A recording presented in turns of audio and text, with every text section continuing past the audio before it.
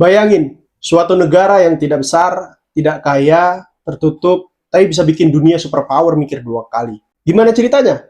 Negara tanpa McDonald's bisa bikin Amerika nggak bisa tidur nyenyak. Nggak punya internet, tapi bisa bikin Jepang gemetaran. Korea Selatan jadi siaga 24 jam. Dan dunia nggak berani sama sekali nyentuh.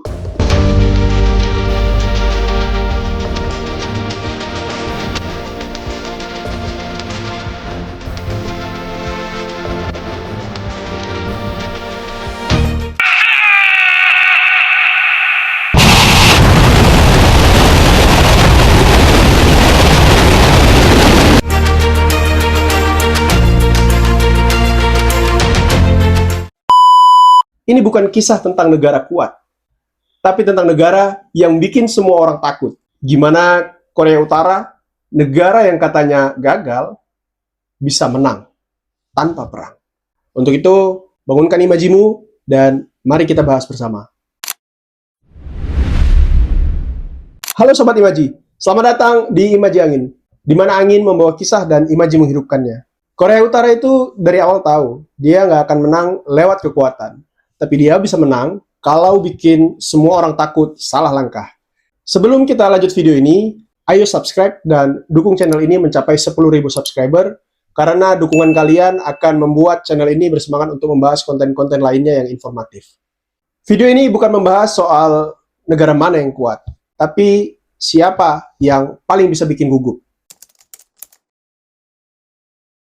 Kita semua tahu, Korea Utara sekarang dikenal sebagai negara paling misterius di dunia. Kita harus mundur dulu ke tahun 1945, tahun di mana dunia baru aja kelar ribut-ribut Perang Dunia Kedua. Dan Korea masih jadi korban PHP, korban harapan palsu. Waktu Jepang kalah, Korea itu ibarat rumah kosong yang ditinggal pemiliknya. Dan dua tamu tak diundang langsung masuk. Amerika Serikat dari selatan dan Uni Soviet dari utara. Bedanya mereka nggak bawa kado, mereka bawa ideologi. Yang satu bilang, Korea harus demokrasi dan kapitalis. Lalu yang satu lagi bilang, Korea harus komunis dan anti-imperialis. Dan jadilah Korea, negara yang patah hati, terbelah dua tanpa ditanya dulu, kamu mau ikut yang mana? Lalu tahun 1950, Kim Il-sung, pendiri Korea Utara, melihat situasi dan bilang, oke, kita serang selatan, kita satukan lagi Korea. Dan dimulailah Perang Korea, sebuah konflik brutal yang melibatkan Amerika, Tiongkok, dan seluruh semesta drama politik. Korban ratusan ribu, kota hancur, tapi pada akhirnya gak ada yang menang. Tahun 1953, mereka sepakat gencatan senjata. Tapi apakah damai? Nope. Damainya dipending sampai sekarang. Udah kayak undangan nikah mantan. Nggak pernah sampai. Setelah itu, dua Korea berkembang dengan jalur yang totally berbeda.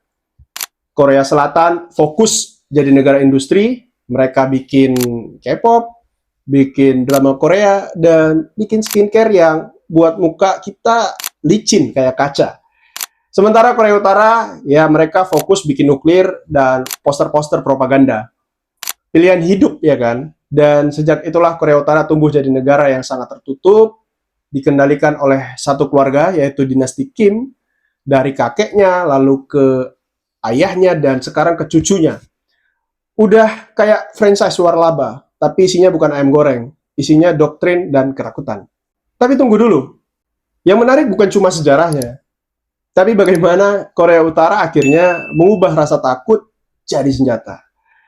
Dan itulah yang kita bahas di bagian selanjutnya. Senjata mereka itu bukan peluru, tapi pikiranmu.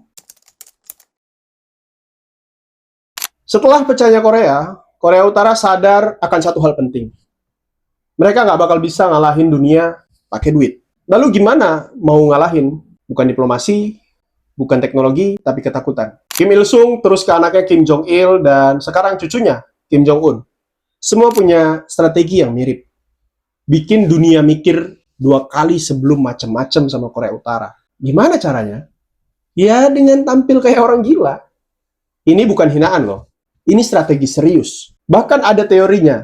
Disebut sebagai madman theory. Kalau kamu kelihatan terlalu tidak bisa diprediksi, musuh akan sangat takut untuk menyentuh kamu.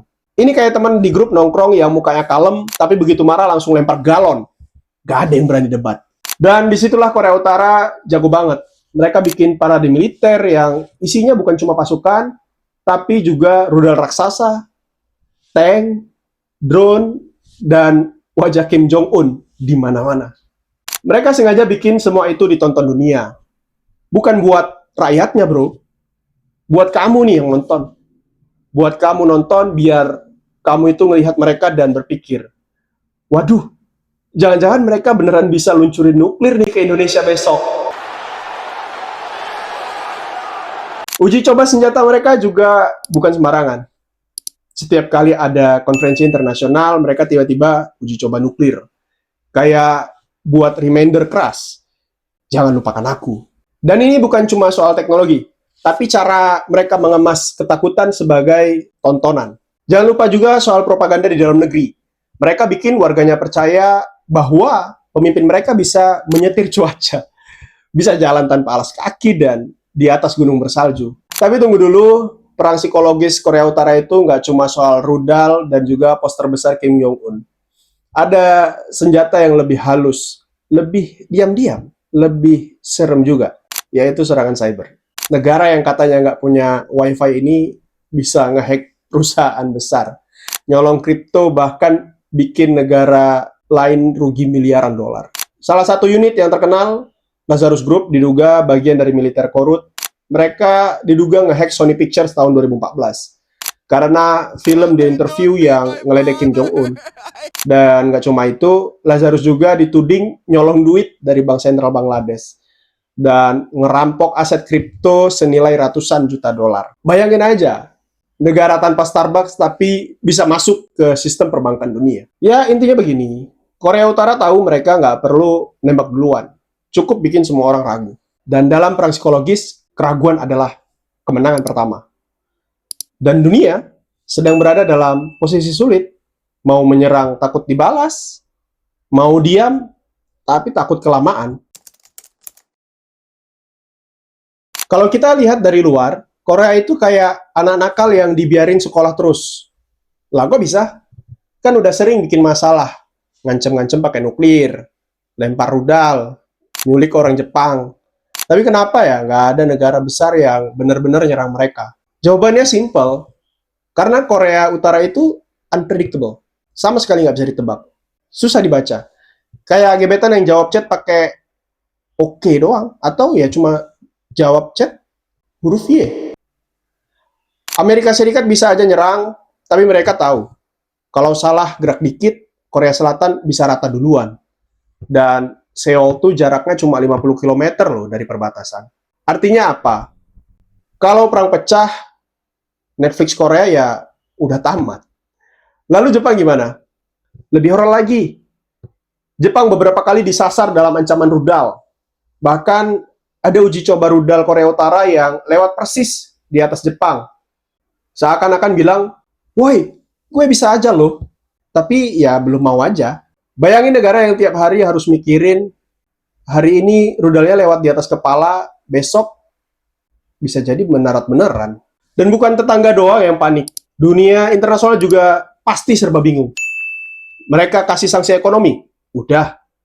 Tiap tahun malah nambah. Tapi hasilnya, Korea Utara tetap hidup loh. Dan makin keras kepala. Kamu bisa bilang Korea Utara itu seperti karakter game yang darahnya udah merah, tapi tetap mukul keras. Tapi yang menarik adalah ini. Semua negara besar tetap datang ke meja perundingan. Bahkan Donald Trump aja pernah jalan-jalan santai loh ke Korea Utara. Presiden Amerika Serikat pertama yang masuk korut tanpa perang. Kenapa? Karena mereka tahu Korea Utara bukan lawan yang kuat, tapi lawan yang berbahaya. Jadi sekarang kita tahu kenapa dunia nggak pernah berani nyentuh Korea Utara duluan. Bukan karena takut kalah loh, tapi karena takut apa yang terjadi setelahnya. Dan disitulah letak kekuatan psikologis Korea Utara. Dari luar, Korea Utara terlihat kayak negara yang gagal. Ekonomi hancur, rakyat kelaparan, listrik aja suka nyala, suka juga mati. Bahkan sinyal wifi Nggak ada. Tapi anehnya mereka masih ada loh. Mereka masih ditakuti dan mereka masih sangat diperhitungkan. Dan itu udah bisa dianggap sebagai suatu kemenangan. Bayangin, di tengah dunia yang serba modern dan terbuka, Korea Utara bisa bertahan dengan sistem yang tertutup, satu suara, dan satu pemimpin yang mukanya dipajang lebih banyak daripada foto keluarga. Nggak ada startup, nggak ada influencer, nggak ada Shopee, tapi dunia tetap nggak bisa tidur tenang gara-gara Korea Utara. Ini semacam kemenangan tanpa tepuk tangan. Korea Utara nggak menang perang, nggak bikin inovasi teknologi, nggak punya soft power kayak Korea Selatan yang bisa bikin semua orang nangis nonton dramanya. Tapi mereka menang di satu hal, membuat dunia hidup dalam ketegangan permanen. Dan jangan salah loh, banyak negara lain yang diam-diam itu kagum sama Korea Utara. Buat sebagian negara yang anti barat, Korea itu kayak simbol. Lihat tuh, mereka bisa melawan Amerika dan tetap eksis. Kayak anak band indie yang lagunya nggak masuk chart, tapi tetap manggung di mana-mana. Keras kepala, tapi konsisten. Dan ini yang paling menarik, Korea Utara nggak butuh pengakuan dunia. Yang penting, dunia tetap memperhatikan mereka. Karena bagi Korea Utara, diamnya dunia adalah suatu bentuk pengakuan. Dan ketakutan dunia adalah panggung untuk mereka. Korea Utara nggak pernah memang menang perang, tapi mereka menang karena mereka nggak pernah tumbang. Dan sampai sekarang, dunia juga masih berpikir panjang sebelum menyentuh Korea Utara. Tapi di balik itu semua, ada ironi yang menyayat. Rakyat Korea Utara sendiri yang jadi sandera dari kemenangan ini. Mereka diajari sejak kecil bahwa pemimpin adalah dewa, dan dunia luar adalah iblis. Mereka nggak kenal internet, nggak tahu K-pop, bahkan nggak tahu kalau dunia ini punya lebih dari 2 merek mie instan. Ada ya. Nice. Jadi ketika kita bicara tentang kemenangan, jangan lupa, ini bukan kemenangan rakyat, tapi kemenangan sistem. Dan sistem ini menang karena berhasil membuat dunia diam, dan rakyatnya nggak bisa ngomong apa-apa. Itulah kemenangan yang sunyi, tapi bukan berarti tak berarti. Jadi setelah semua propaganda, rudal, dan parade militer, yang tersisa dari Korea Utara bukanlah kejayaan ekonomi, bukan juga dominasi teknologi, tapi satu hal, kemampuan membuat dunia ragu. Dan dalam politik global, itu udah setara dengan kemenangan. Negara tanpa Instagram bisa bikin negara lain nge-lag. Ya, Korea Utara mungkin nggak punya TikTok, tapi mereka ngerti betul gimana mainkan teknologi sebagai senjata. Lewat unit cybernya, mereka jadi ancaman yang nggak kelihatan. Kayak virus di flash disk warnet, tiba-tiba nyebar dan bikin sistem kamu down total.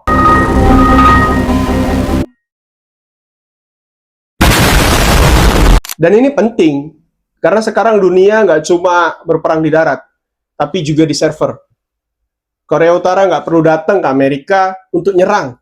Cukup klik, upload, dan boom! Tiba-tiba sistem listrik mati, bank freeze, atau game favorit kamu error. Mereka menang, bukan karena mereka hebat, tapi karena kita nggak pernah benar-benar berani nyentuh mereka. Gimana pendapatmu? Dan next kita bahas apa lagi? Silahkan tulis di kolom komentar. Kalau kamu ngerasa video ini bikin imajimu hidup, klik like, share, dan juga subscribe channel Imaji Angin. Sampai ketemu di video selanjutnya. Bye!